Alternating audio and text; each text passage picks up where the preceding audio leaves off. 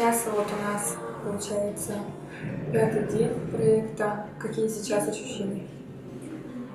После психолога, бесед со психологом Надеждой Васильевной, конечно же, чувство умиротворения, спокойствия и внутренней силы. Ну, ты хочешь своим примером показать то, что все вообще в жизни возможно? Конечно, да. Все возможно, все впереди, да, как комсомолка. Вот идет вот 5-й день. Какие ощущения у тебя сейчас? Ну, я, наверное, более уверена, более целеустремленная и уже не сижу на месте. И сейчас какие ощущения у тебя? Ты справилась с этими своими проблемами? Справляюсь. Справляешься? То есть Каждый потихоньку, раз постепенно? контролировать, да, потому что думать нужно разное, а говорить это чувствуешь, оказывается.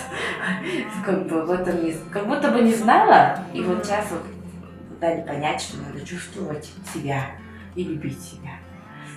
Какие ощущения внутри?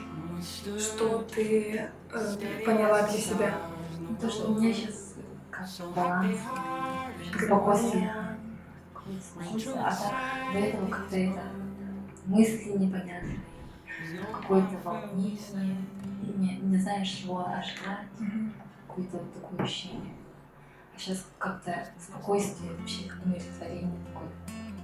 Может, я даже не знаю почему, но как-то вообще легко. Ты для себя сделала цели? Сделала, уже кое-что решила, уже кое-что добилась. Даже добилась? Да. А чего, например? Ну, например, я поставила себе цель в ближайшее время найти работу.